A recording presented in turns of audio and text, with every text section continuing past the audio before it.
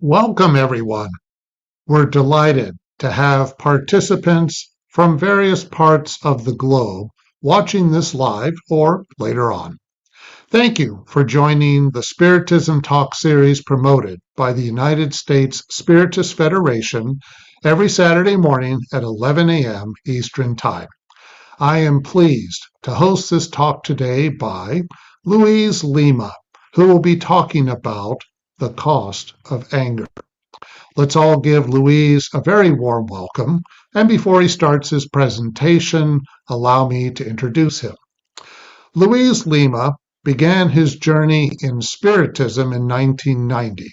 As a serious researcher on the scientific aspect of Spiritism, Luiz has been facilitating studies on how to bridge science and Spiritism. Mr. Lima is a renowned lecturer in the Spiritist community and participates in local and national seminars and events.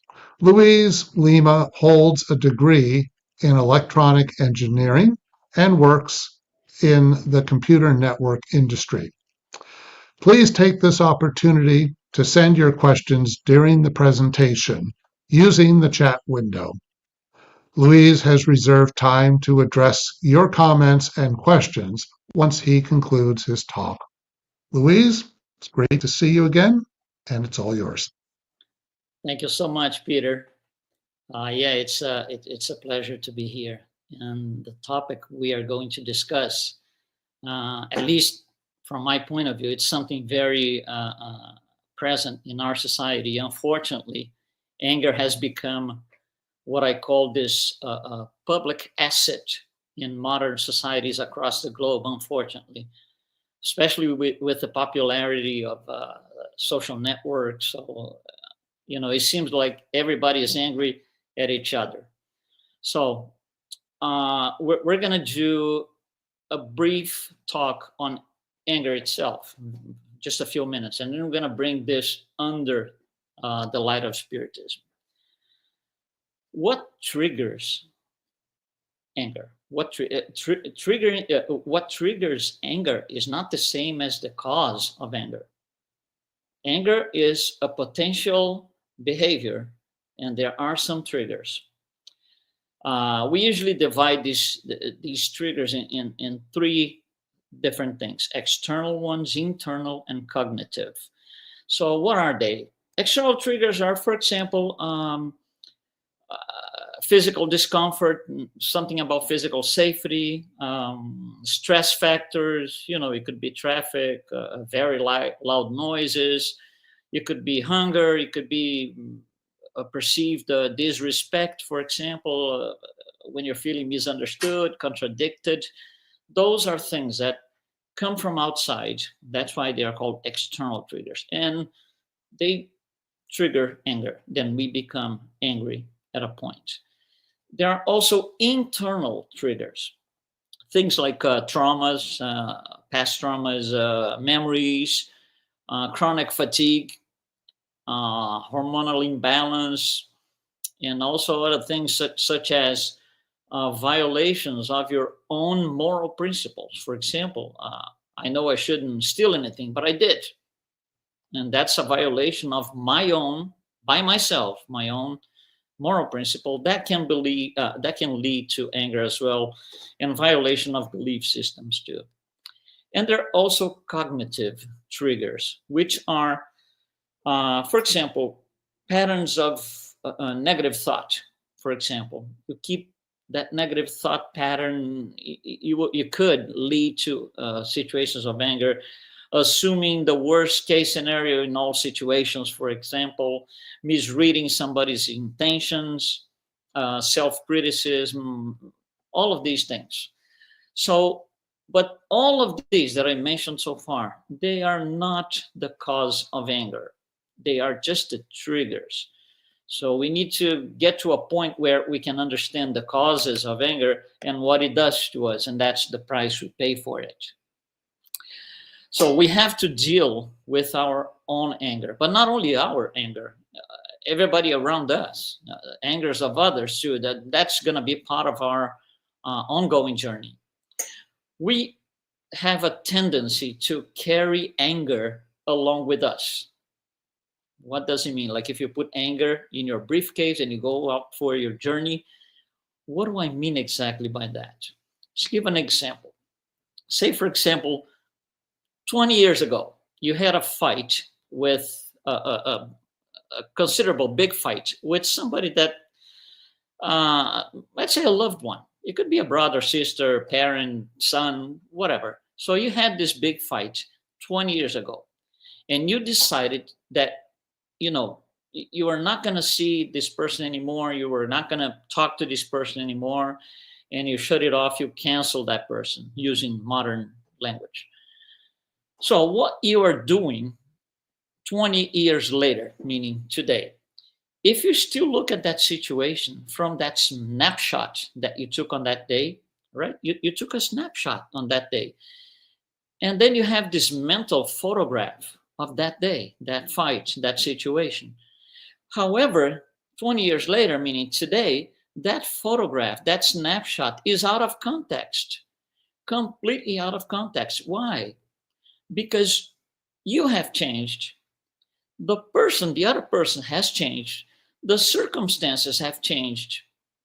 So we must acknowledge that to ourselves and discard the snapshot, discard the mental photograph, because it doesn't apply anymore. We must embrace the dynamics of life instead of being static, attached to the past. Life is dynamic, life happens. So that doesn't apply anymore. It's out of context now. Otherwise, we wouldn't evolve. Evolving, by definition, right, tells us that we have to get rid of these past shackles, detach from these shackles in our souls. But like I said, we have a tendency of carrying this anger along with us in our journey. So, for example, you ask about a person, what do you think of that person and so and so? And then it triggers, oh, this person 20 years ago, 30 years ago, this thing happened. That's a snapshot. It isn't that way anymore today. So that's something that we need to learn how to do better, or how to do from the get-go, which is get rid of these mental photographs, these snapshots that we think are still valid. We keep validating them daily. It's not helping us at all. Actually, it's making us sick and sad. Anger has this bold impact on our health. It creates symptoms, illnesses, discomfort. And we are going to come back to this a little bit further down, but it has tremendous impact on our health. Anger leads to crisis and bursts. It blurs the intellect. It blurs the intellect. It shadows reasoning. So at one point, you're so angry at whatever it is that you're not thinking straight anymore. You lost the ability to, your intellect kind of, is offline, if you will, using modern language. So at its peak, during an angry or event of anger, the angry person attacks everything and everybody, and that includes inanimate objects. You will kick chairs and things and objects, and you're going to throw objects as if these objects were the real cause of your anger. If you think about it, it doesn't even make sense, because the object is not able to do anything towards you. It's inanimate. But at the peak of the anger event, that could happen. So it's not reasonable. It's not reasonable. Now, what does Spiritism teach us? Something very interesting. Anger is rooted in pride, wounded pride of some degree. So when we feel that our pride has been attacked or wounded of some degree, that could lead to anger. So pride feeds anger. Pride feeds anger. And just think about this. If pride is the reason for anger, you will be a lot worse having to deal with the anger in the aftermath, because one thing brings another. If you're angry, if pride leads to anger, and you have a situation of anger, you will go back to your pride because you feel attacked again. So it becomes a snowball. In the end, anger is a form of cry for help. Person undergoing anger or sustaining anger all the time, that's nothing more than a cry for help that we can verbalize. Just like a baby, for example. Newborn baby, he's hungry. What is going to do? He's going to scream. So why is he screaming? It's a cry for help. I need food. I need nutrition. So anger is the same thing, just at a spiritual, emotional level, but it's the same thing. It's a cry for help.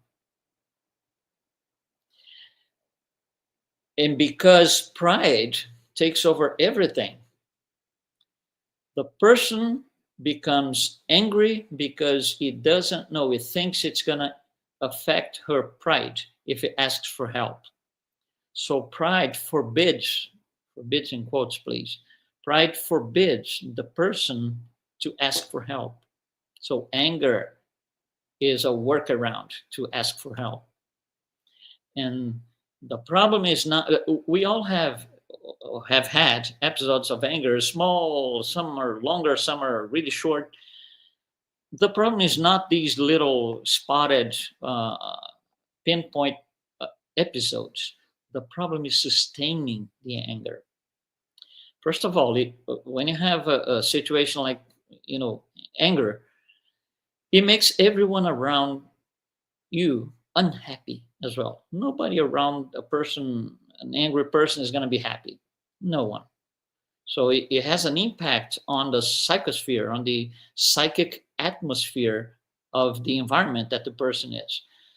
And it's very common that these people, angry people, they blame it on their temperament. They blame it on their body. They blame it on their DNA, which for them, it's talk to my father and mother. I don't have anything to do with this. And ultimately, they blame it on God. Let's take a little bit of time here to think about this. So you're blaming God for your anger. Okay. Anger is always a consequence of something. Anger is a form of reactions to something that happened before. So the source is in the past, always, 100% of the time. So you have a situation that, let's say, led to anger. You analyze the situation, say, oh, I know what led me to it. So you go back one step. So here your situation. So this is the cause. What's the cause of this thing? I'm angry here too. Oh, this is the cause. I'm angry here too. So this is the cause. However, you will never, ever get to the first cause, because anger is always a consequence. So how can you blame it on God if God is the primary source of everything? And anger cannot be the first cause of anything at all. It's an impossibility. So anger does not come from God, period. It's not possible. So blame it on God is not only wrong, but you're not doing any good to yourself, because you're not assuming that, I need to work on this thing. I need to invest time, effort, and energy in, being better, getting away from all this behavior. And there's an interesting phrase in the Gospel according to Spiritism where a protector spirit says that anger does not exclude, look at this, does not exclude certain qualities of the heart. It does not. The person can still be a good person doing good things, and but however, anger could prevent the person from practicing much good and can lead the person to practicing much evil. So the qualities are not, they're in there. They're qualities of the soul, of the heart, as they say. However, the state of anger can take you from away from doing good things and take you in another different direction where you do evil things.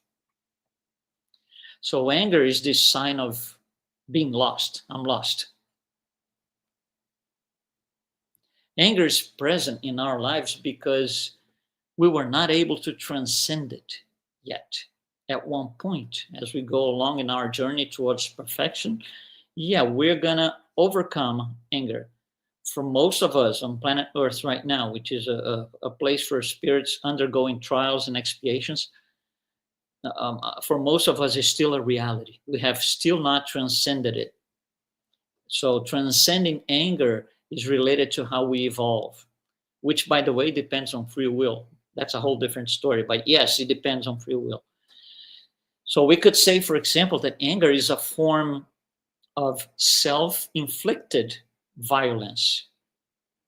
It is. It's a violence towards the self. We're attacking ourselves on a second reading, on a deeper layer. Now, we cannot undo our actions. Never. Something that we did in the past, something that we said, something that we did, performed, we can never, ever undo the actions. What we can do is offset by doing different things in the future or after the action has taken place. But we can never erase it as a rubber. It's not possible. However, if we look at that 20-year ago event that I mentioned before as an example, what we can do is reinterpret the event, trying to get away from the snapshot, from the photograph. I would have to reinterpret why this thing happened. It happened because of this and this. Okay, 20 years later, I'm 20 years older. That person is 20 years older. How can I reinterpret that? And that's an exercise that will definitely help us, start going into a different direction. We need to take a fresh look at past situations where anger was part of it, especially those that we put on our briefcase and carry with us, tight in the chest. I'm not letting it go. You see, letting go is the easy part. Not letting go, keeping it, sustaining it is difficult. It's a lot of work. It costs too much. It's a lot of work to keep. Oh, I cannot forget that 20 years ago that thing happened. 2 hours later, oh yeah, I'm not forgetting that 20 years ago this thing happened. Oh yeah. It's a lot of work. It's a lot of energy. So letting go is the easy part. Not necessarily we see it that way, but it is. If you think from a higher point of view. That's where forgiveness comes in place. Forgiveness will help us disengage from these things and open up these spiritual handcuffs that we put on ourselves. Those shackles in the past, those things, we got to leave them behind. If they are still alive somehow in our lives, we are still using these handcuffs. We are still carrying these shackles. So one of the things that when we started going through this, I want to get better, I want to get away from this, I want to change my behavior, something needs to be understood. It's not that we need to work on the triggers. We need to work on the self, because that's where the cause is. Remember, Spiritism teaches that the cause of all of this is pride. Working on the triggers, meaning avoiding being with some people, avoiding going to a party on Saturday night because Joe is going to be there and I don't like him. That's not working on anger. That's working on the triggers, and we have no control over these things. So we need to kind of shift the paradigm a little bit in our own favor. And we were talking in the beginning about the cost of anger and how much we pay for it. The high cost of anger many times ends up being paid with our health, a high price to pay by holding on to anger. If we keep holding on, if we sustain anger day after day after day, we keep inflating the cost of anger by sustaining it. It will be, the cost is higher as time goes by if we don't let go. And that is very well explained by Spirit André Luiz. What he says is anger, ultimately, if we don't stop it, if we keep sustaining it, ultimately, it's going to show up in the body. It's going to find its way into our physical body. And he explains how. And this goes as deep as the cell level. So let's look at, just think of one cell. And then we are a set of 70 trillion cells. So we multiply by 70 trillion. So let's take one cell. One cell, or this cell, has, it's actually a living body, if you will. It has breathing, it has digestion, it has all the things that our body has. It's just being controlled by something else, that something else being the spirit. So the cell has to, it goes through metabolism, just like we do. What is metabolism? It's the nutrition for the cell. That's how the cells get nutrition in through the membrane in. So how is this thing working? It works like this. The cell pulls in two things, nutrients, glucose and oxygen. And these two things go into a little organelle inside the cell called mitochondria. These mitochondria are going to take in the oxygen, it's going to take in the glucose, process, this is what metabolism is, process and generate energy for the body. However, Spirit André Luiz says there's more than just this. This is at the physical level that we know of as far as science has found out. But there's something else. Inside these mitochondria, there is something called bioforce. These bioforce are units of spiritual energy. So what happens in truth is the mitochondria pulls in oxygen, pulls in glucose, looks at the spiritual energy stored in the bioforce and generates energy, yes, however, energy compatible with what's in the bioforce. If I'm in angry mode, if I'm in state of anger, really angry, my cells are going to generate, my mitochondria, thus my cells, are going to generate energy compatible with anger. One cell, and you take this and you multiply by 70 trillion. So now we have all the cells of our bodies generating anger. And that would go for anything else. That would go for fraternity. It would be good energy. That would go for charity, good energy. For revenge, bad energy, and so and so and so. So we are producing this energy ourselves. It doesn't come from outside. We are the source of it. And this, at one point, if we sustain it, it will somatize. It will go spread throughout the physical body. So now the whole being meaning spirit plus physical body, the whole being is held captive of that energy. So if I'm angry at you, whose 70 trillion cells are sick? You might not even know that I'm angry at you. So how come any of your cells are going to be taking this? Now, on the other hand, when somebody is angry at me, It all depends on how I take that in. If I take that in from the negative energy side, I'm going to create this negative energy myself. It was not the person that is angry at me who created this energy. I did, because of the form that I reacted to the situation, to the circumstance. So this is very serious. That's how we got sick. You see, if you think about it, death should never be because of illness.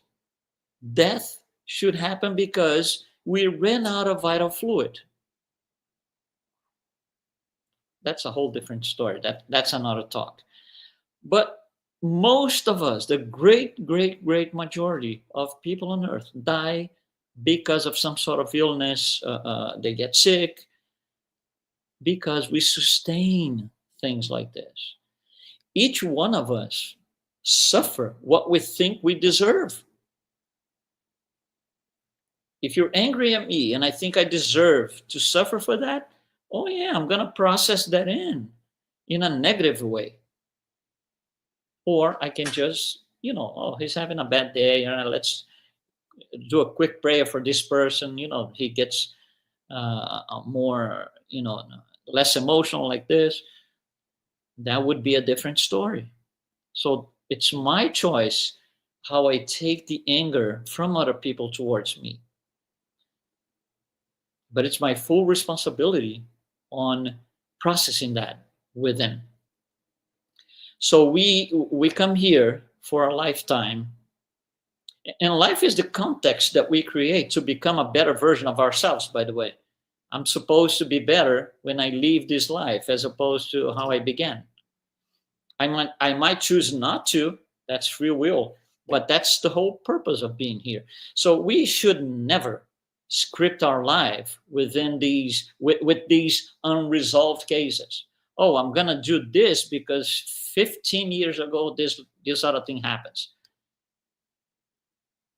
That's a mental photograph. That's a snapshot that is no longer to be validated. It's out of context. We deliver our own future, and anger does not give our life any meaning in terms of acquiring more knowledge, being better people. Anger makes the angry person the primary victim. The angry person is the primary victim, nobody else. So it's a high price that we pay.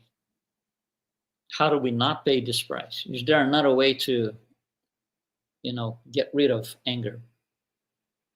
Because when it goes to the physical body and we die from illnesses and diseases, and so, it will come back next life, because that's the spirit. The physical body dies, the 70 trillion cells, stop working, if you will, but there will be another set of 70 trillion cells coming up down the road. And they're going to be organized and managed by the perispirit/spirit. So if anger is part of that, it's going to continue doing the same thing. So, just dying doesn't resolve the situation. What resolves the situation is not working on the triggers, it's working on the self. We use very much, a lot of times we use this expression in Spiritism, the inner transformation. Yes, what is the inner transformation? Is the work that we are going to have to do, or we are doing, even better if we already are doing it, to get rid of our vices and start practicing more and more and more our virtues. That's what Jesus came here to not only tell us, but to show us that it is possible to do this 100% of the time. Instead of sustaining vices, why can we not sustain virtues? It's a matter of learning. We need to practice. And learn and practice takes a long time. That's why we need several lifetimes or several reincarnations to be able to reach that point where, we start getting rid of the shackles of the past, all these handcuffs, and one by one, not only anger, but anything else, impatience, intolerance, and it goes on and on, revenge, all of them. That's why we need a pretty several different lifetimes. So if we know the destination is perfection. If we know the destination, we should be able to live up to what we can be instead of living up to what we are. It's different. What we are is, for example, angry people. If I keep living up to what I am, I'm going to be angry all the time on this life, on the next life, and the next life. Where's progress here?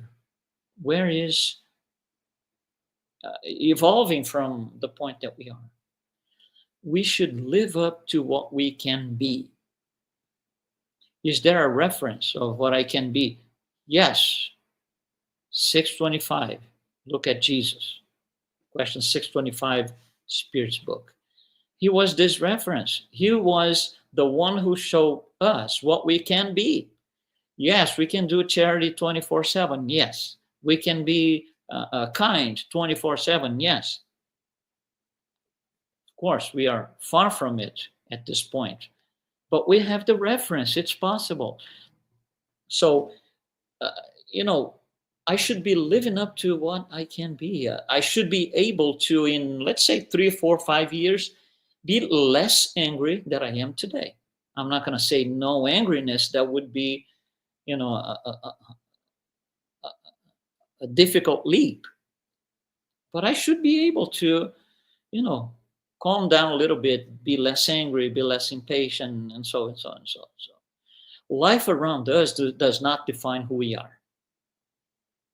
What defines who we are is us, the spirit. Life around us, with others around, and that's why life in society is needed for our growth. Life around us provides us the opportunity to practice what we need to practice. So, anger. For example, the person that I had this fight with 20 years ago, coming back to the first example, let's say that for whatever reason, and it doesn't really matter, this person is kind of backing my life. As a colleague, as a neighbor, so now what do? I have this snapshot of 20 years ago, and I have that moment of being angry at that moment, brings all of this in me today because I'm looking at things out of context. What do? You see, that's my opportunity.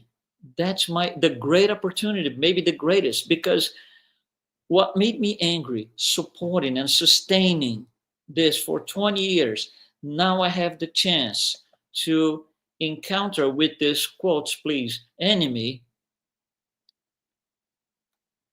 and see if I am less angry. And if I'm not, that is my opportunity to work together with this person in my own favor. That person is going to become my tool to overcome anger. If I keep avoiding that person or anybody who makes me angry, if I keep avoiding situations where that trigger anger in me, I will never overcome anger. I'm going to be this fugitive forever and ever, paying a very high price.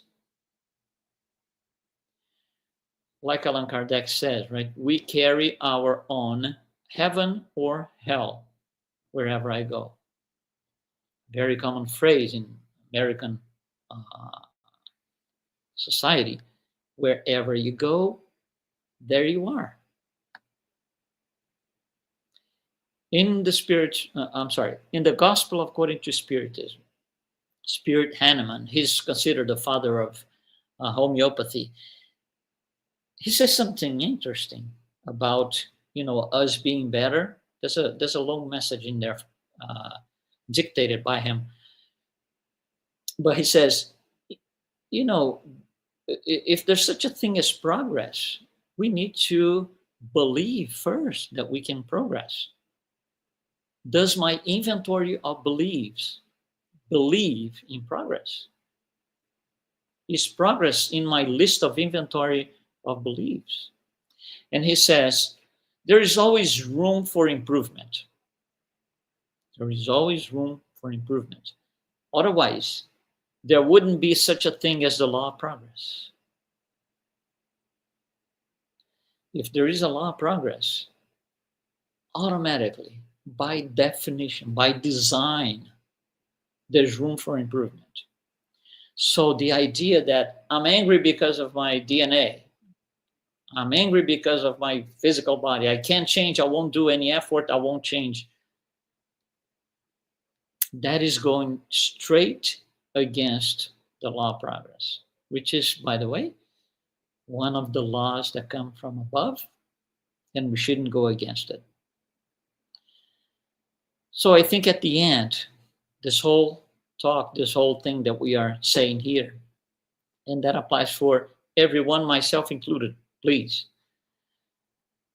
That's an invitation for us to forget the snapshots of the past, to forget the mental photographs that we use years later to define people and situations, to find excuses for our actions. If the snapshot disappears, the shackle disappears with it. The shackles, the handcuffs, the mental prisons, they go away with that. So, this is what I wanted to bring today on this talk, the cost of anger. Again, it's a very high price that we pay, and we should stop paying it. Thanks so much. Thank you so much, Louise, for your insightful reflections. Please stay with us for the Q&A session that will start shortly after some announcements. The 18th Spiritist Conference of Georgia, coming up on May 17th and May 18th in Mableton, Georgia. The conference, entitled Divine Justice, will be celebrating 160 years of the book Heaven and Hell by Allan Kardec. Also, we have the 19th U.S. Spiritist Symposium, the USSF annual national event to happen on September 20th, 2025 in Ann Arbor, Michigan. Save the date and join us to reflect on the evolution of consciousness, a path towards enlightenment. There will be activities for kids and teens all day. Registration opens soon. We also have a podcast-like series, Psychology and Spirituality, A Bridge to a Better Life, based on the works by Joanna de Angelis. A new episode every Friday at 6 p.m. Eastern Time, available on YouTube and Spotify. There is a new book, The Spiritist Review, 1865. The Spiritist Review was a monthly publication from Allan Kardec that ran from January 1858 to April 1869. So this current series comprises 12 volumes. It is the largest Spiritist production by Allan Kardec, in addition to profound studies of Spiritist theories and explanation about several questions raised by Spiritists. The Spiritist Review also provides insight on the evolution of Kardec's thought process. This new publication from 1865 is volume 8 in the series, available at spiritistbooks.us. The Spiritist app Be My Hope. This app offers uplifting content in a collection of videos, daily messages, and audio materials. Download it now from the App Store or Google Play. It is free. Also, now available are 7 free professionally recorded Spiritist audiobooks produced and sponsored by the Spiritist Society of the Carolinas. At your own pace, listen to Allan Kardec's foundational works on YouTube at Spiritist Society Carolinas or the USSF YouTube channel. And finally, on the screen, please note there is a QR code.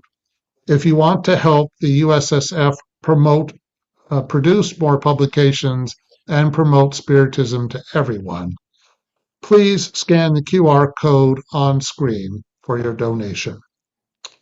Okay, let's turn our attention to your comments and questions. There is still time to send yours, so please feel free to share your thoughts. Okay, the first question is from Paula Schmidt. Does an examination of one's beliefs to see if they match reality or may be distorted by misperceptions accompany forgiveness in learning self-regulation of anger?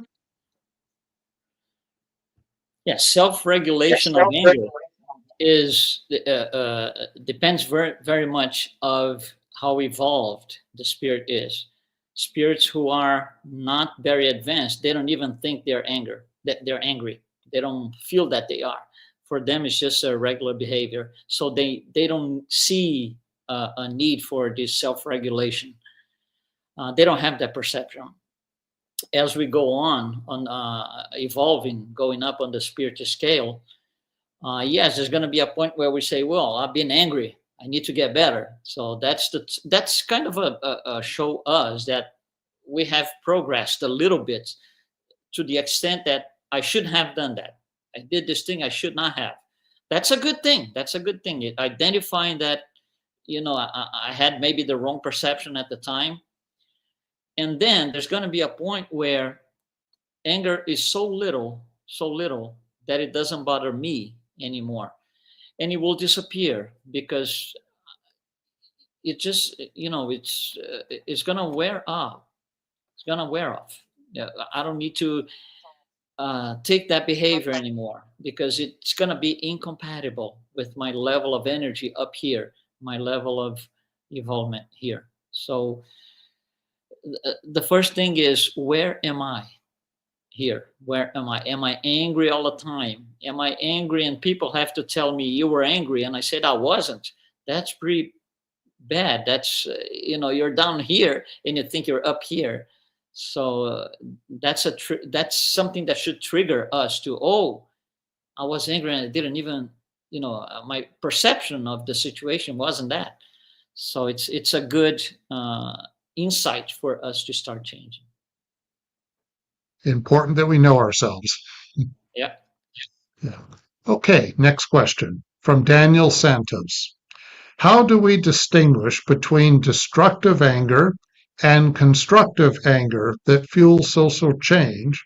And what are the ethical considerations involved in guiding individuals to make that distinction? Constructive anger, as you say, Daniel, could fuel social change. However, social change doesn't have to use anger. It's not mandatory. You can have you can be a Gandhi-like person. Where's Gandhi's anger? Where's Gandhi's guns? There's nothing like this. So all he did was constructive, but without the anger. So one thing doesn't necessarily require the other. Social changes do not require constructive anger. It requires constructive actions, not necessarily anger. Destructive anger is even worse because, I think that was the major point of the whole talk. You're destroying yourself, basically, thinking that you are destroying something else, but no, you're not. But the social change has to use, or should be using, constructive actions, not necessarily anger. And if you can do this, there was somebody who changed the world 2,000 years ago with constructive actions, not anger. And look at the impact. We're still undergoing these things. We're still trying to understand. It was so much for us that we're still digesting what was done, what was presented to us by him.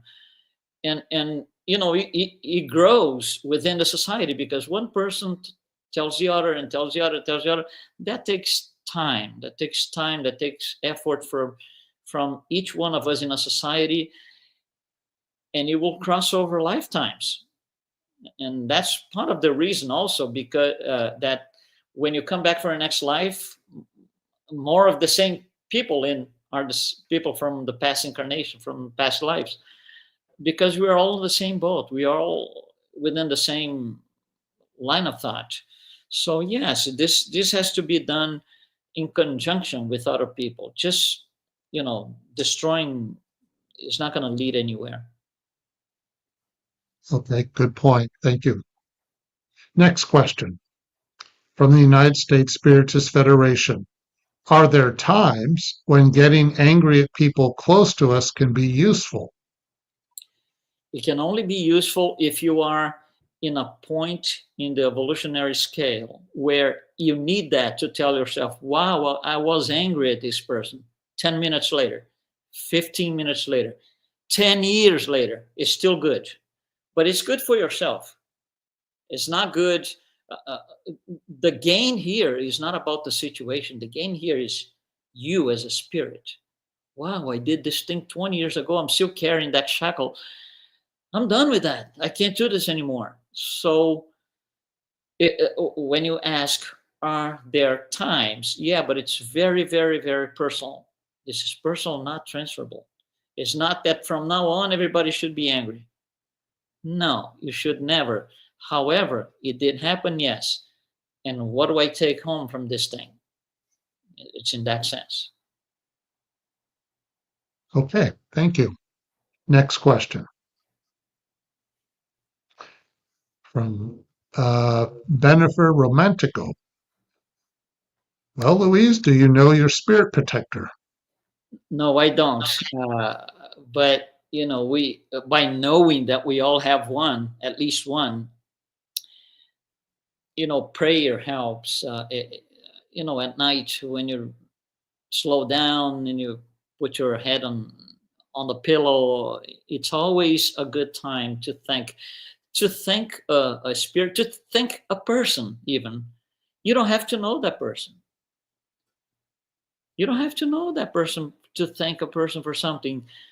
Let's just say, that I got these glasses here, and I think they are absolutely fantastic. I can read everything, I can see everything. Why can't I just thank the person who produced this thing in a factory somewhere? I don't need to know that person. But, as a practice for spirit protectors, so we should thank them all the time.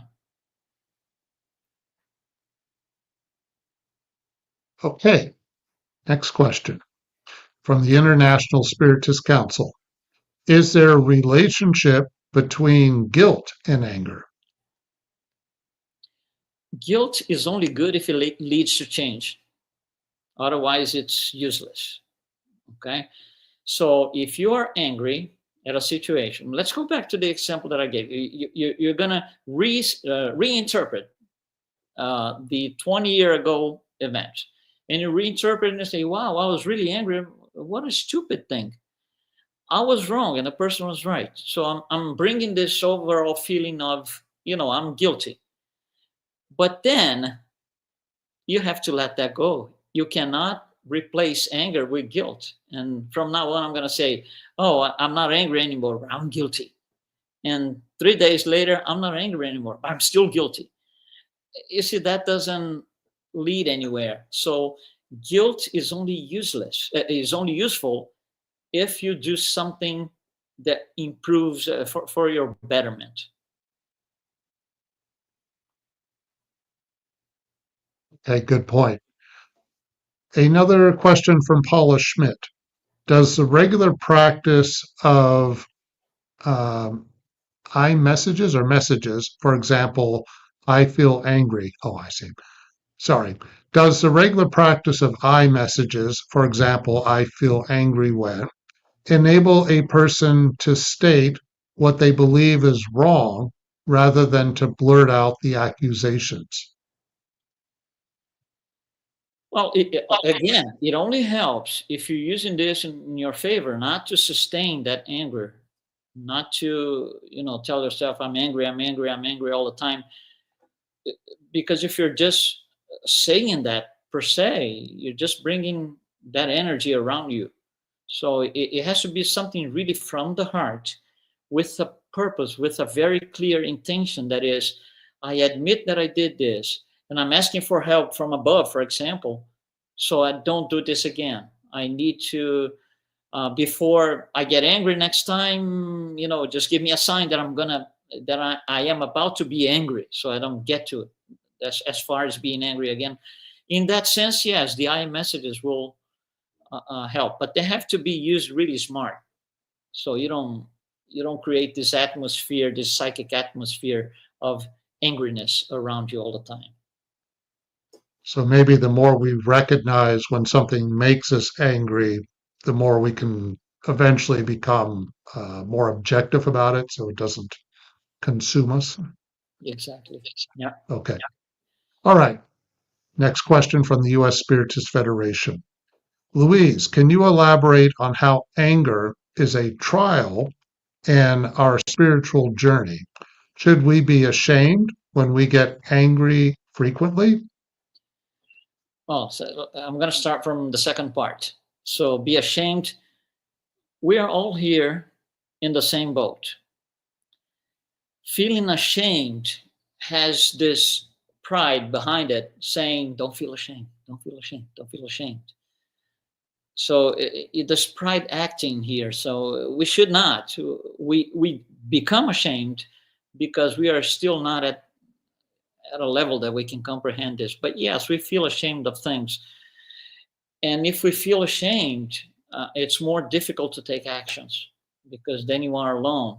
If you're not ashamed, then you show off. People can help you. You can have people with you on the journey. And as far as how anger can be a trail in our spiritual journey, it can, because it's this point, these points where I can feel that I have not yet transcended that, and I need to do this.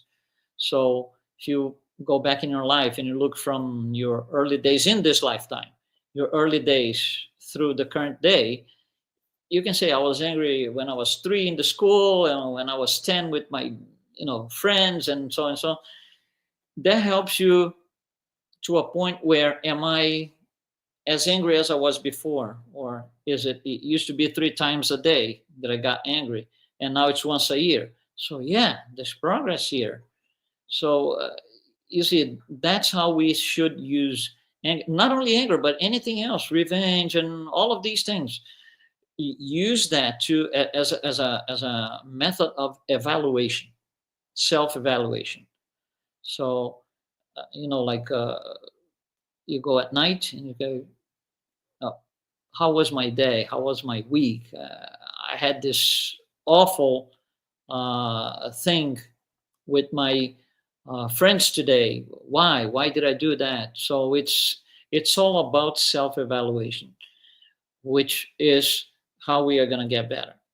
You see, getting better, the betterment of the soul doesn't come by divine decree. There is no such a thing. You don't get in your mailbox, as of tomorrow morning you are Jesus. Like, there's no such a thing. It's personal effort. It's not transferable. Very important point. Okay. This is a question from Antonio Fiera. Thanks, Louise. My question is to do my question is, do elevated spirits feel or experience anger? No, elevated. If you look at the spirit scale in the bottom, you have the spirits that are less advanced. That's us. Okay, they're called imperfect spirits or third order spirits. Then there's another block above that, which is a second order spirits. They're also called good spirits. What predominates down here in the third order imperfect spirits is evil over good, evil predominance over good. Over here on the second block, the good spirits, second order spirits, the predominance is not of evil over good, it's good over evil. So on this block here, more advanced spirits, you're not going to find anything like anger.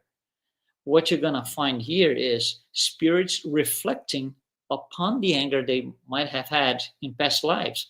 And the higher they go here, that doesn't even show up anymore because it's just not necessary. Once you have transcended a certain thing, you don't have to look at that thing anymore because it's not possible. Right? For example, here's a simple example. Honesty and dishonesty. Okay, this is a duality. The day you are completely honest, people can do whatever they want. They can give you $1 million and leave on the table and leave the room so you can pick up. You're not going to take a single bill out of the pile because dishonesty is no longer a possibility for you. You've transcended that duality. Honesty, dishonesty. It's the same for anger. One day we are going to transcend that duality. Anger is not going to be something in our radar anymore. I love that. Okay. All right. We have time for one more question from the U.S. Spiritist Federation. Is spiritual progress about eradicating anger entirely? Is that possible? Or is it about having a sense of balance in which anger is not a well-greased path for responding to situations we face?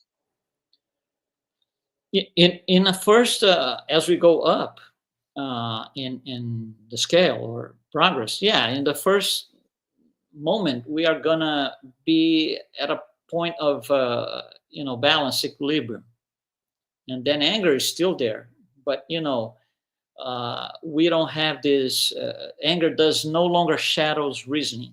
For example, it no longer takes me, blurs the intellect. That's when you are getting better over here. But there's going to be a point where you're going to go up above that. You're going to fly above that.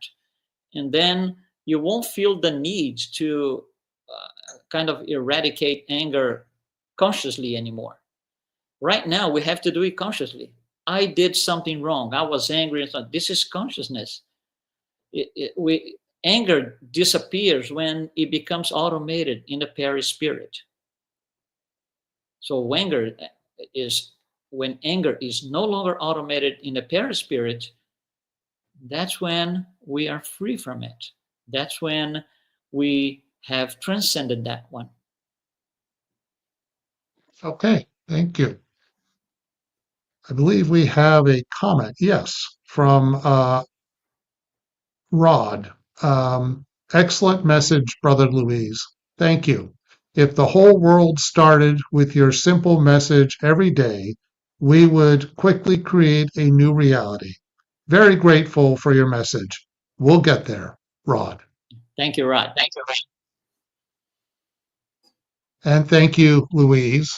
And a heartfelt thanks to everyone who joined us for today's live talk, and to those who regularly follow our weekly Spiritism Talk series. Your continued engagement is truly appreciated.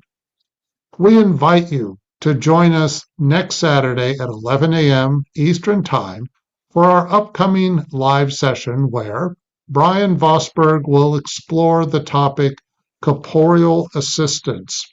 We look forward to your participation. Louise, before we close this live, can you end it with your final remarks? Yes, Peter. Let's do a quick prayer. Let's ask our model guide, Jesus, and thank him for his presence in our lives, showing us and giving us the insights to be better people, helping us go through the difficulties of a life, anger included. A lot of anger is in hospitals and prisons because the people in there, some of them do not understand their condition So, Jesus, I ask you that your light can reach hospitals, can reach prisons where these people can receive the comfort with the good fluids coming from above, and that you are always by our sides, guiding us and making us better people for a better society and a better world. Thanks so much. So be it.